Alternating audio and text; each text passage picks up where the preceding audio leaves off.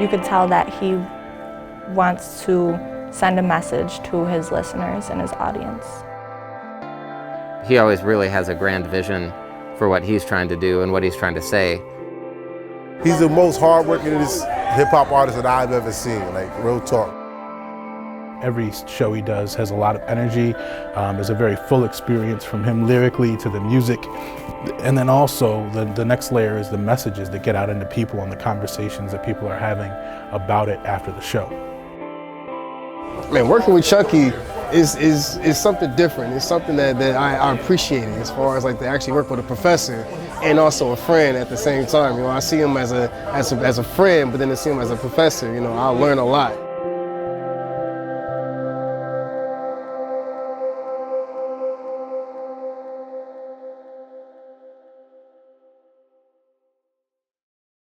Today we're in the studio, we're recording for the new album, Taking Back Tomorrow, and we have a lot of very talented musicians in the house. We have my producer, Willie Breeding.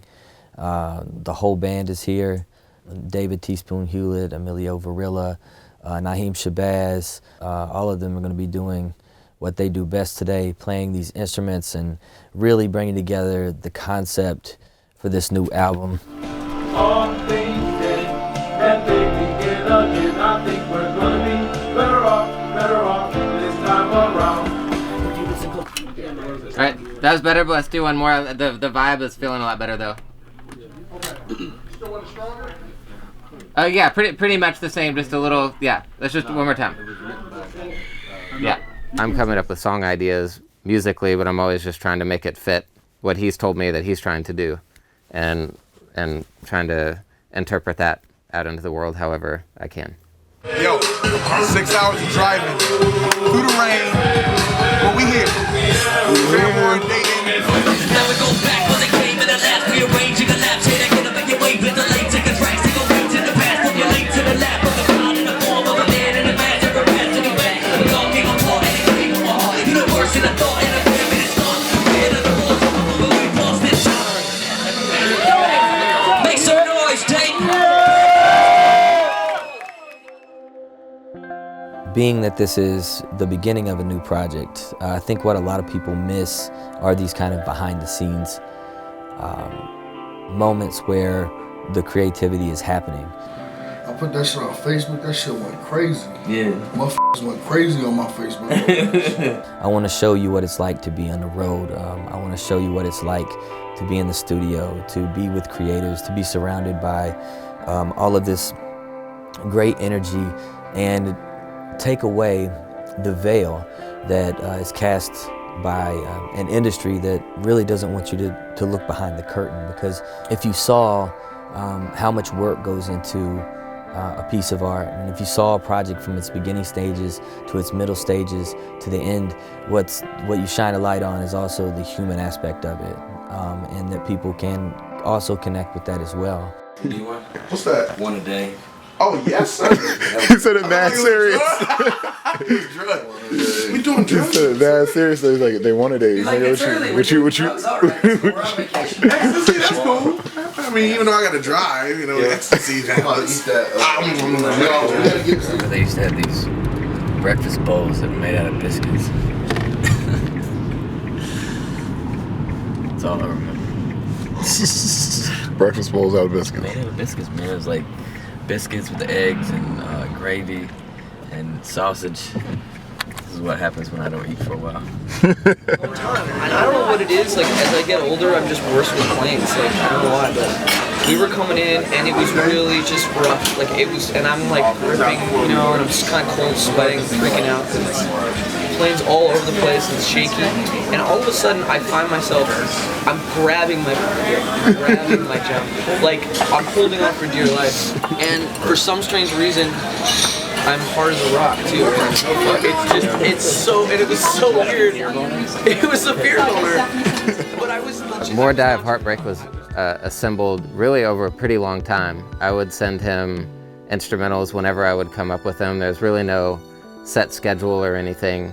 And then one time he actually got to come to Nashville, and we actually worked in person, which is almost rare for how we work. And we actually went into the studio with a drummer named Dylan Napier for that album, and had him just play a lot of things and used his drumming as an actual backbone for a lot of the instrumentals on the album. Okay, so this is the actual physical album, More Die of Heartbreak. It's dedicated to my friend who committed suicide. His name was Ralph Prater. He was my musical mentor and a very important figure in my life, one of the most intelligent people I had ever met. The inscription on the inside reads, "This album is dedicated to Ralph Prater, who committed suicide March 28, 2011. For every one person who makes it out alive, more will die of heartbreak." And there in that message, I do believe, is a foundational theme of the album altogether. I guess the story of Ralph Prater gets a little entangled because Ralph was not only my best friend, but he was also the person who attacked me and broke my jaw. So he was also the reason why I didn't rap for 7 years.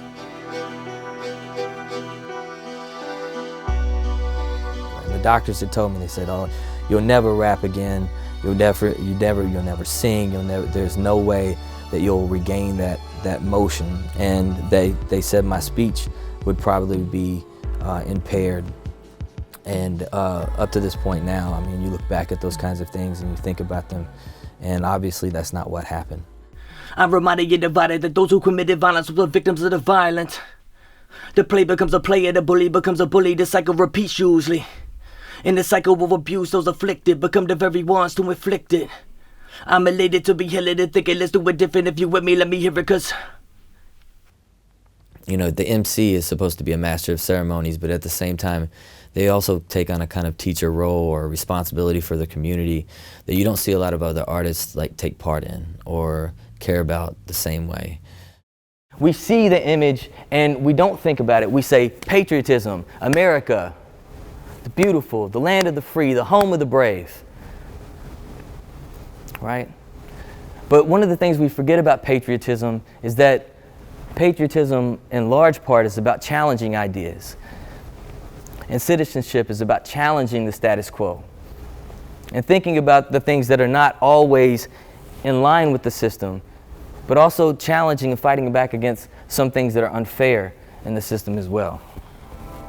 A lot of what's happening today is not your typical, I guess, way of going about recording a hip-hop album. A lot of people, they do all the production, you know, straight with the MPC, or they run it into a computer, or they use a program to get all of their sounds.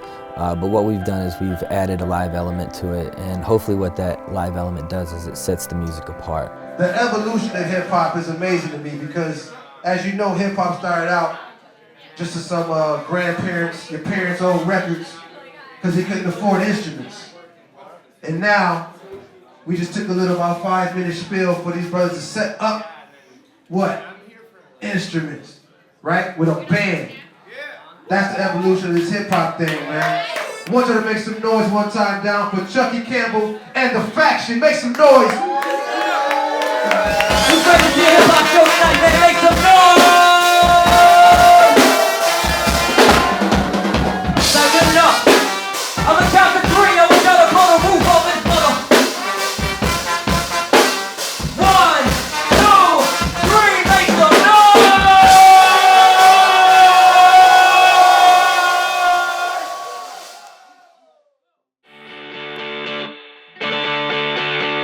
Come on. You never go back once it came to the lab. Rearrange and collapse, hey, that can evacuate, ventilate, take a track, take a ways in the past, formulate in the lap of a god in the form of a man in a mass, ever fast to get back. It all came apart in a cave of my heart, universe in a thought, and a man made the stars, written on the walls of a moment we paused. Everybody throw it up if you love the sound, if you gotta show us love for the